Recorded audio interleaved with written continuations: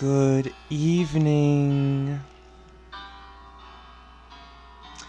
I'm Alexandra Oxossi. Good evening. I'm Alexandra Oxossi, Brazilian-American, pseudo-intellectual woman, and totally unemployed. So, this is a video titled 20 Books for 2020. And the inspiration for this video came from my very, very good friend and bosom buddy, Patricia. She made this video, and I really like the concept because I don't fucking finish anything. I start novels, never finish them. I have a fuck ton of PDFs on my computer that I really want to read. Like, I'm just thirsty for that knowledge. Fucking thirsty. Yet I just accumulate the information and I don't digest it. And that's it. Something to work on, you know? That's life. And I like the concept for this video because it's making a decision. These are just the 20 books I'm gonna fucking finish. So that's all I have to say about that. I'm gonna get into it right now. The first book is Franz Kafka's America. I'm sure many people are aware of Franz Kafka, The Metamorphosis, The Trial, which I highly recommend. Even though it is very soul-crushing how accurate the fucking trial is in regards to these bureaucratical, oppressive structures that we reside under. And this book, I don't know much about it. I know that it's about a immigration story, which is very, very common human narrative of migration, adaptation, or just movement to new places and new experiences. And my parents, they immigrated to America in the 80s, so it's a story that is interwoven into my narrative. So I guess that's possibly where the nucleus for the interest for this book comes from. Who fucking knows? Franz Kafka's a good author, so I'm sure this will be worth my time. And I'm just going to read the first sentence. Chapter 1. The Stoker. Ooh.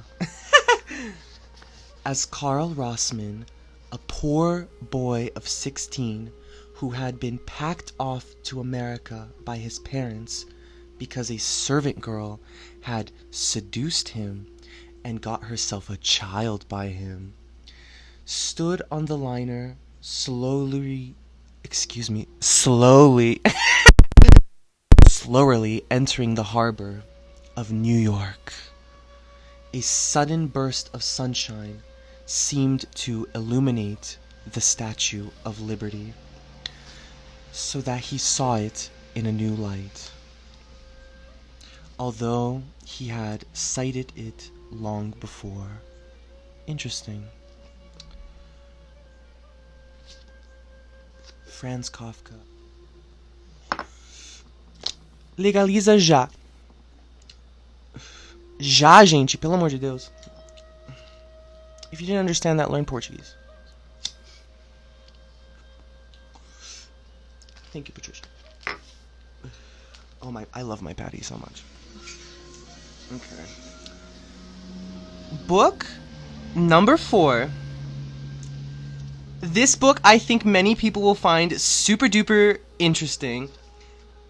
A Buddhist Theory of Semiotics by Fabio Rambelli. This book is super interesting. It's looking at Buddhism through the lens of semiotics. I've been reading the prologue, and it's just fantastic. So I'm just going to read you a part of the prologue, because that's where I'm at. And I'm going to finish this fucking book, and I'm going to tell you about it. So here's esoteric Buddhist authors. Okay, warning, I'm going to fucking slaughter the pronunciation. I barely can say eggs. So, please don't get offended. Next. Esoteric Buddhist authors argued that Mahavairokkana as the fundamental and ultimate Buddha continuously... Bitch. This is what they're arguing. That Mahavairokkana, the fundamental and ultimate Buddha, is continuously preaching the Dharma. Or in Japanese, Hoshin Seppo. And is engaged in activities aimed at universal salvation, involving his entire body. For example, the entire universe itself, everything that exists, including human beings, on a smaller scale, the author of this book, its readers, and the book itself, is not only part of the Dharmakaya, but also of its ongoing cosmic sermon. As a consequence, in this vast cosmic discourse, not only utterer and receiver, but also signifiers, signifieds, and referents all coincide. They are all Mahavairokkana, the Dharmakaya, and the Dharmadhatu. This is a full-fledged semiotic doctrine that was developed to fit, and this is what I found incredibly interesting, that was developed to fit a materialistic, pantheistic universe and presents a clear interest for the semiotician. And another important consequence of this worldview is that since all that exists is the Dharmadhatu, the Dharma realm, which is also the cosmic Buddha, there is no distinction between the realm of suffering and transmigration of the soul, or samsara, and the realm of liberation, nirvana. So repeating, there is no separation between the realm of transmigration, samsara, and nirvana. That's super fucking interesting. I don't understand it, but I'd like to. So, suffering and salvation are the one... Suffering and salvation must be one and the same. As in the Japanese formula, afflictions are the enlightenment. Girl, that's fascinating. And they must occur together in this world. This fact forced esoteric Buddhist authors to develop and give a concrete shape to a form of non-dualist knowledge. Non-dualism is indeed one of the main features of East Asian Buddhism in general, and esoteric Buddhism in particular.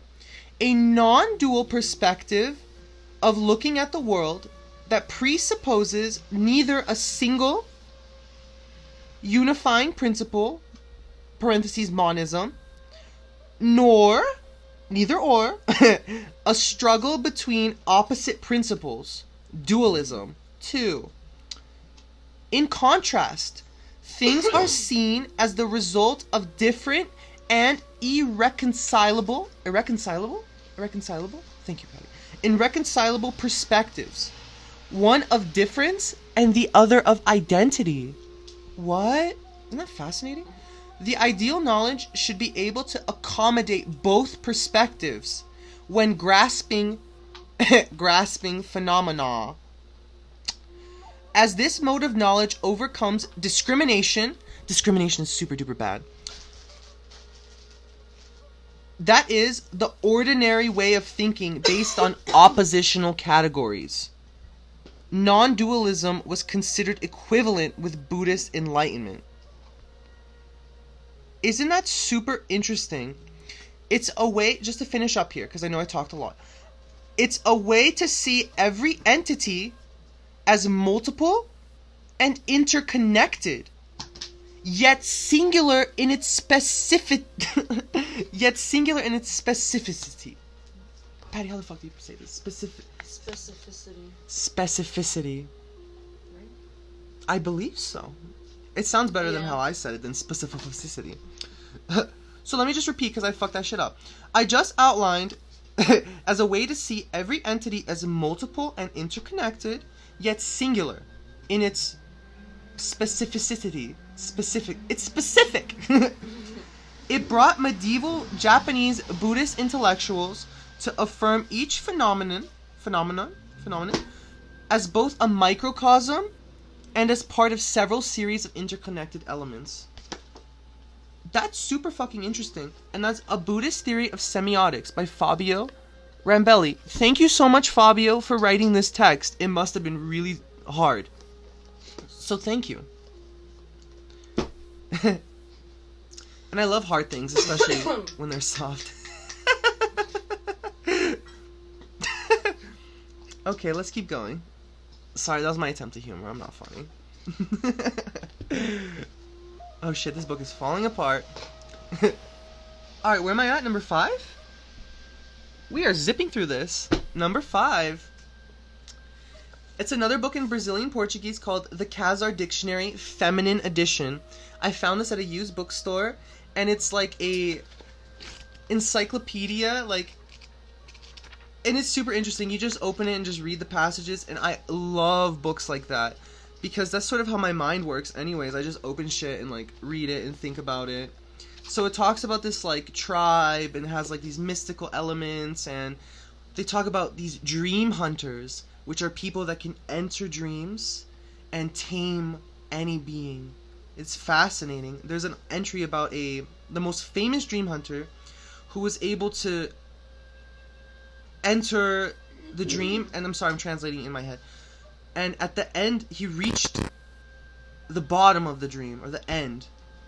And there he found God. And at the nucleus, or at the end of every dream, is God. Wow, it's fucking super interesting. So he reaches God, and then afterwards, he can't enter dreams anymore. He stops dreaming. And then there's 2 perspectives as to why this happens, but y'all can read it yourselves. It's A Khazar Dictionary by Milorad Pavic.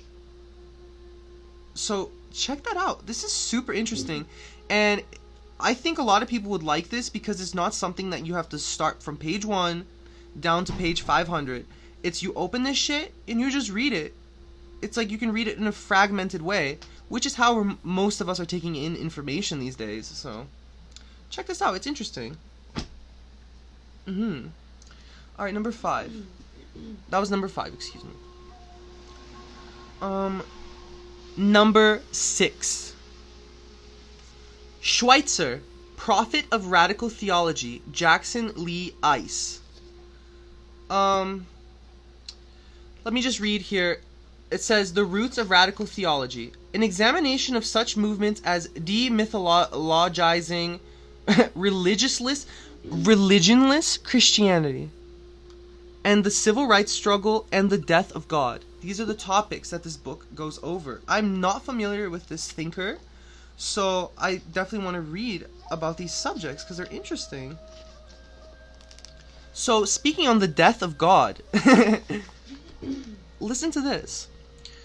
The death of God heightens our sad knowledge that no power, human or divine, can ultimately withstand the dissolving onslaughts of omnipotent nothingness, the true Lord of all creation. So I want to get into this, and I'm gonna fucking tell you what I think about it later. And if you've read this, I'd love to hear your thoughts as well. Send me a message. I thought that one happened, but okay, 1, 2, 3, 6. Okay. Oh god, I'm getting bored. Let me finish your shit. Let me go, this one's fast. This is a Portuguese fucking... If you know Portuguese, you should read this. This is what I've heard. It's Fernando Pessoa. O livro do Desassossego. Ai, meu Deus, que vergonha. Falei isso tudo errado. É o livro do Gente, desculpa. Mas ninguém é perfeita, tá? Eu sou o Wabi-Sabi. This is called The Essential Work of Fernando Pessoa. Fernando Pessoa is an incredible writer, incredible poet. Just a fucking beast. Literary beast. And I want to read this.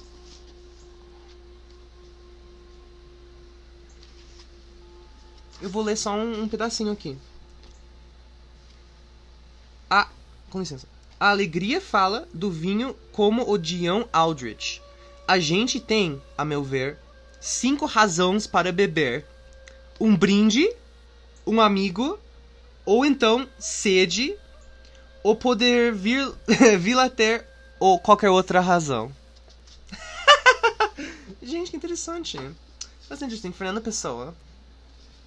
I think there's definitely an English translation of this, but I don't know if that's good or not.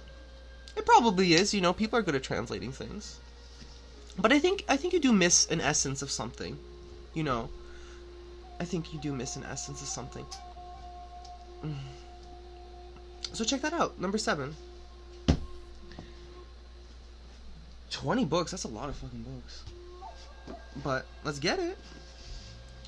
This is a book I really want to finish because it's very contemporary, very interesting. It's called And, Phenomenology of the End by Franco Biffo Berardi, in Italian.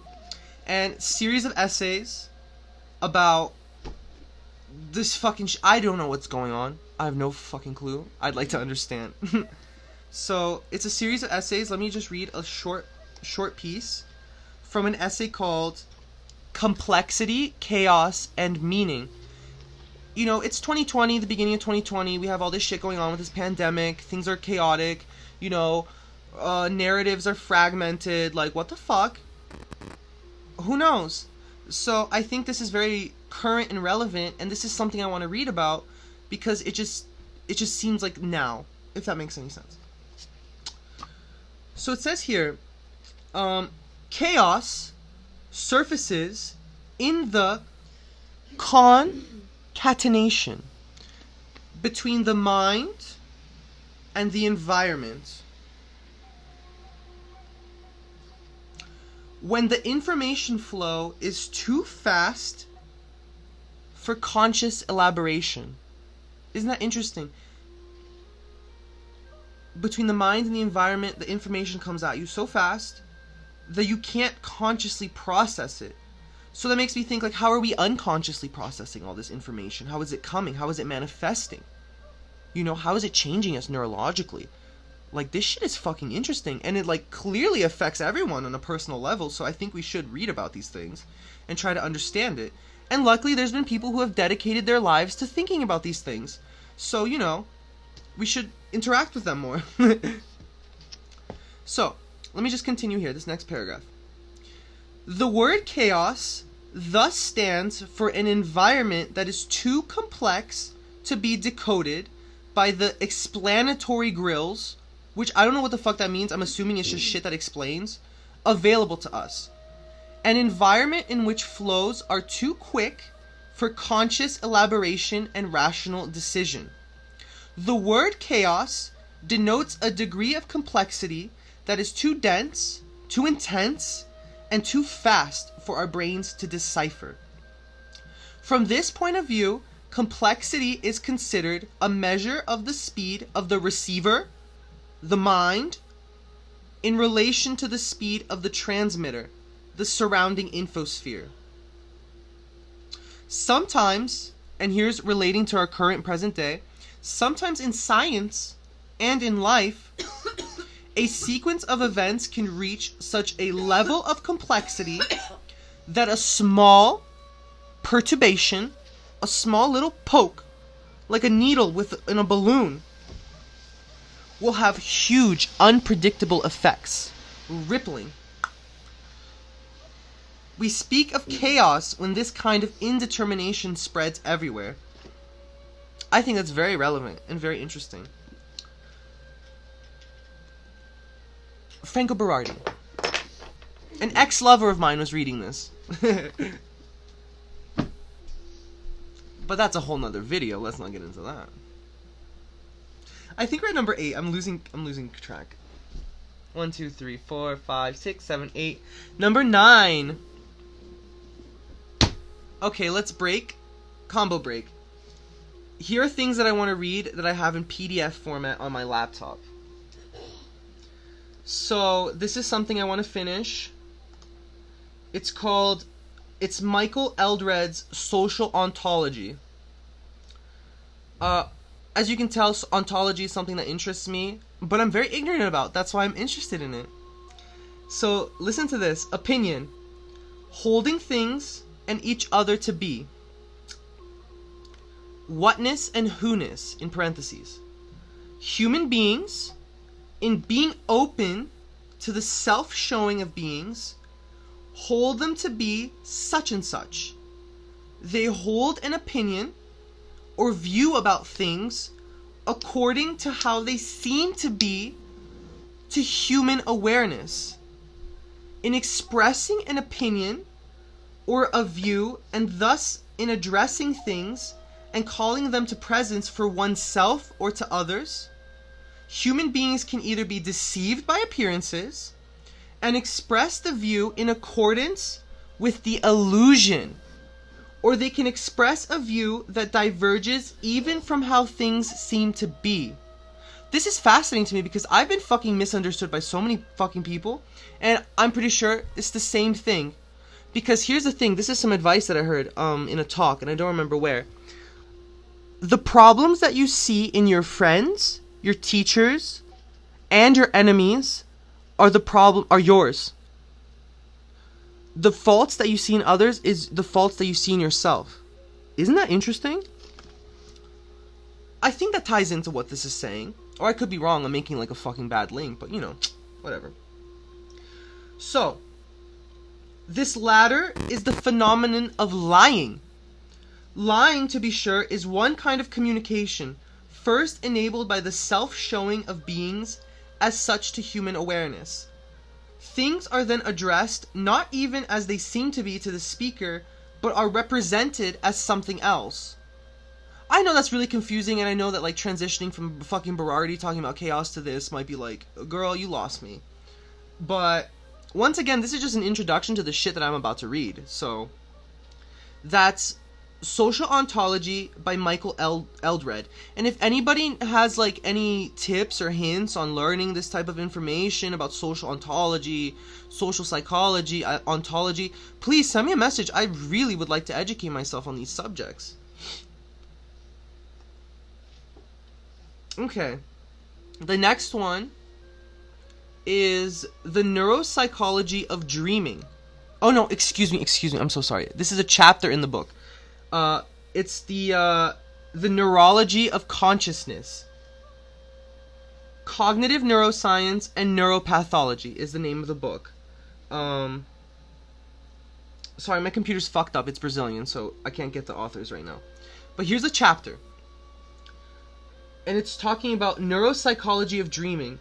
The analysis, so just to say, it's an analysis of patients with brain lesions, and certain lesions in these patients doesn't allow them to visually see dreams. Isn't that fucking interesting? So like, I'd like to understand this, you know. It says, children of age 2 to 3, although they obviously can see and speak of everyday people, objects, and events, they cannot imagine them, nor can they dream of them. What? That's crazy. I'd love to learn more about this. So that's the Neurology of Consciousness. I'm going to finish this even though I'm pretty sure I'm not going to understand it. You know, I'm going to go through this very slowly. I'm going to take some notes, ask some questions, and that's it. Just get into this. It's like 400 pages, so it's not like the end of the world, even if it's like, you know, confusing. This is a book, the next one, excuse me. This is a book that I paid fucking $50 for an ebook for. $50 fucking dollars for my Kindle. And it's The Hierarchy and Organization by Thomas Diffenbach. I think, who is like a professor at the University of Tokyo, if that's important, if that type of thing is important to you. So he just talks about, it's a general theory of hierarchical social systems. So here's the introduction. And he gives a quote from Voltaire. In our unhappy world, it is impossible for men living in society to not be divided into two classes. The one, the rich who command, the other, the poor who serve. And these two classes are subdivided into 1,000, and these thousands still have different gradations. And then this is Thomas Diffenbach. There is almost an eternal beast that reigns over humanity for the best part of its history.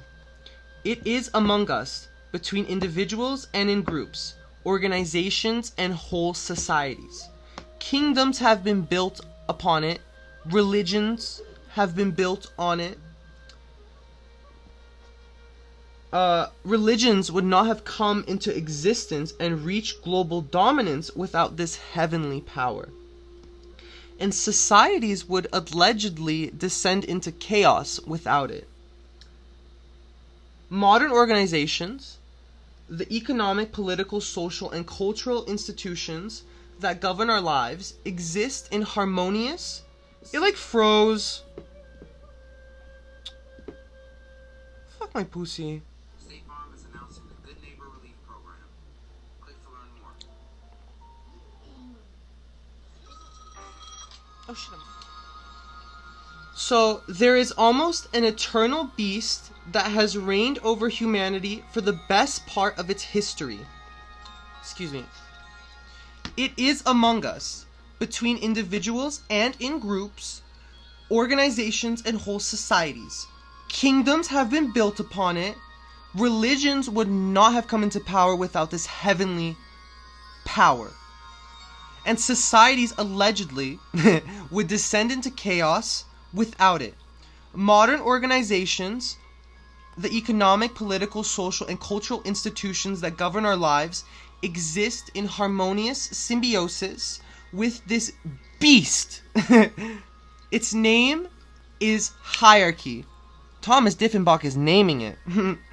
It holds people ransom, makes or breaks them at will, and savages everyone who dares to look in its eyes and challenge that beast. The beast that is hierarchy. In fairy tales, beasts seem to be invincible, unless a fearless hero or heroine comes along and defeats them. And then they live happily ever after, etc. Unfortunately, we don't live in this fairy tale world. Hierarchical order survives almost all challenges and has persisted through time, and hierarchy is still alive more than ever before. So Thomas Diffenbach, he makes his position hierarchy is bad, and I'm assuming the rest of this novel is a theory of hierarchical social systems, and I find this very interesting. So I have no opinion yet, but I'd like to read it and see what he has to say. So that's very interesting. The next book it's another Maturana book, excuse me, and it's called Autopoiesis? Autopoiesis and Cognition, The Realization of the Living. Umberto Maturana, The Realization of the Living. And it begins with a little poem that he wrote when he was a child. Oh no, excuse me. Since my childhood, I have been interested in animals and plants. I frequently ask myself, what made them living? Thus, in 1948, in my first year as a medical student, I wrote a poem, and this is the first stanza of his poem. What is death for the beholder? What is death for the dying? A weight beyond knowledge or understanding. A pain for the self-asserting ego, for the one. For the other, silence, peace, and nothingness. Yet the one feels his pride in anger, and his mind he does not accept. That beyond death, nothing should arise, and that beyond death, there should be only death. The other, in his silence, in his unknowing majesty, he feels nothing, he knows nothing, because death is death, and life without death is only emptiness. Wow, interesting.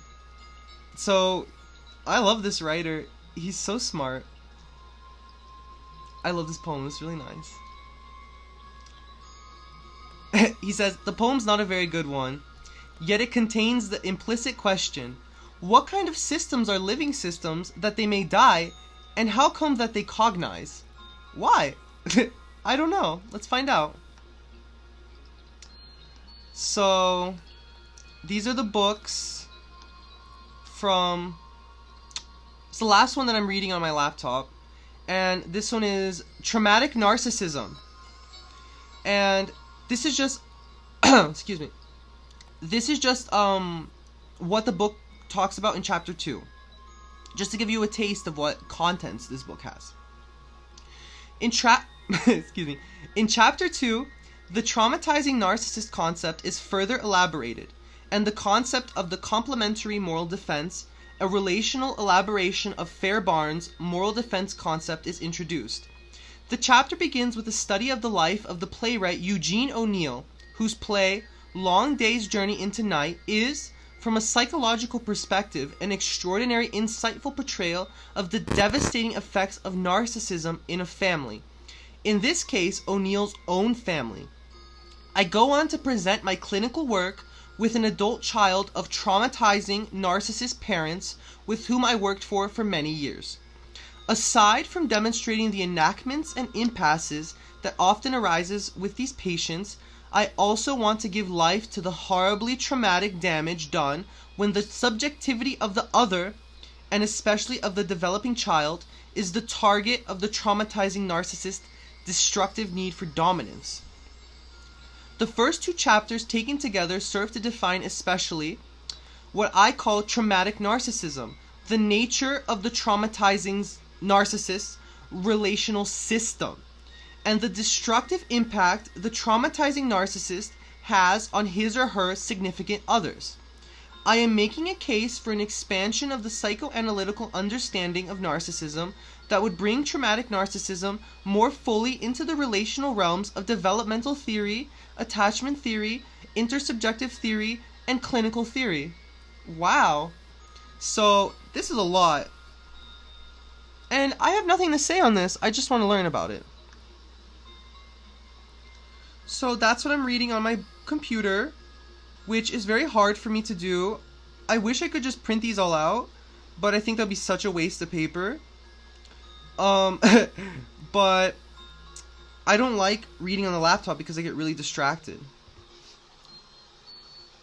But it is what it is. Now that I've defined my 20 books, like, I'm just gonna do it. So we're almost done. Bear with me. Sorry, I'm a bit high as fuck. This next book is called Somebody Else by This next book is Somebody Else by Charles Nicholl. And it's about French poet Arthur Rimbaud, who wrote A Season in Hell. And I read this poem and I thought it was very interesting. And I heard of Rimbaud for the first time in the movie Chocolat with Johnny Depp. Because the little French boy, his grandma is like kind of fucking weird. And she gives him this, like, she doesn't give it to him. She starts reading Rimbaud's poetry to him. And it was really grotesque. And I think that's like, I stored that in my mind. And I was like, I'm going to check this out. So I read A Season in Hell, and I think I saw this film on the Sundance Channel, or like IFC, where it was like Rimbaud and his like homosexual lover, or like it was another poet, I think it was like Paul Verlaine, I don't fucking know, and one of them gets shot in the hand. So like this person's life is fucking nutty. Like eventually he leaves France, and he's fucking annoying person, like he complains a lot, which I can relate to, and and he goes to Africa, he goes to Ethiopia. And he just starts, like, smuggling guns, like, doing all this crazy shit. So this book is just sort of, like, looking at his life during this time period, his writings, his letters home, blah, blah, blah, blah, blah. So that's that. I want to finish this because it's interesting. The next book is one of the great classical Chinese novels, Journey to the West. This is something that's been adapted many times in China. It's very popular. Long story short, Tang Sanzang, Golden Cicada, reincarnation of Golden Cicada. Excuse me. Shit's fucked up. The Dharma's fucked up. They need to go to the West and find the scrolls, translate it into Chinese, and, you know, help these motherfuckers out. So, the monk, the monkey king, pig demon, dragon person transformed into horse, and I think sand monk, like sand friar or something, they just go off on a trip, and they go, and that's it, and it's nutty. It gets fucking nutty. There's lots of things that happens, and I want to read this. It's one of the fucking great classical Chinese novels. It's a civilization that is, you know, thousands of years old. Like, of course I'm gonna fucking want to read a book from there. Ugh. So that's that. I have no comment because I haven't read it yet. Let's see. Okay, almost done. Last 3 books. This is an experimental novel called House of Leaves. I've had this book for a long time, but I've never read it. It's fucking crazy. There's just a bunch of shit. It doesn't even, like, I look through this, it's like a lot going on. It's a lot. There's like blank pages. It's like someone's descent into madness. I don't even know. I'm gonna read this and I'll tell you about it. Let's move on because this video's too long. Machine learning systems? No comment. I have no clue what the fuck this is. Quite frankly, I just got this book because it's like some samurai dude with a drum on his back, and I was like, yo, what is that? I'd like to learn about this.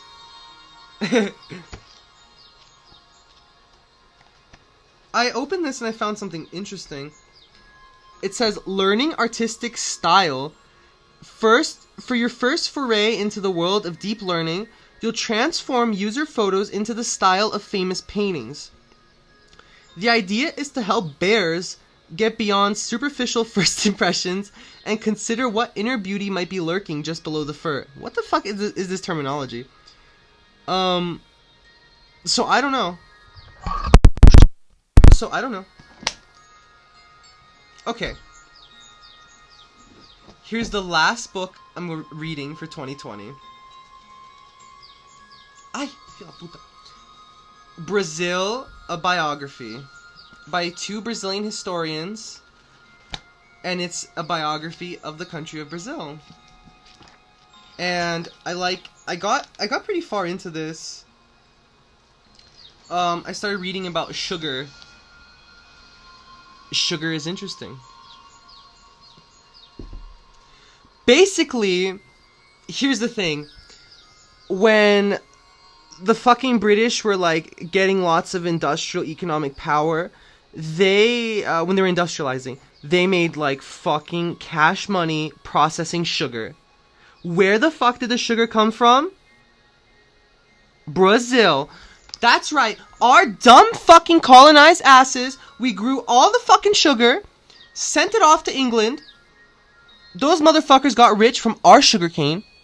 You know, we didn't have any fucking sugar factories. Why? That makes no damn sense. Why the fuck would you fucking go process this shit in England? Especially in this time period? What? Anyways, so we would grow all the fucking sugar, you know, ship it away to Europe, and guess what? Sometimes the sugar would fucking run out in Brazil. And we would have to buy sugar from England. That's fucking nuts. I want my sugar money. As a Brazilian woman, I deserve a fucking piece of that. So, if you're British and you're watching my YouTube channel, like, fucking deposit into my PayPal account below. Because you owe me. You owe me that sugar money. So, it is what it is. So, these are the 20 books I'll be reading for 2020. And that's it. I'm very excited. I've defined these books. I'm going to read them. And let's get it. I hope I achieve my goal. If not, that's okay. What's important is trying.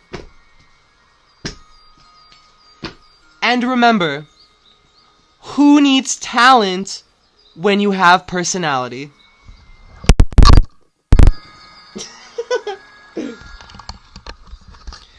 This was Alexandra de Oxossi, pseudo-intellectual Brazilian-American woman, live from sunny Pittsburgh, Pennsylvania. And that's that. Thank you for visiting my YouTube channel.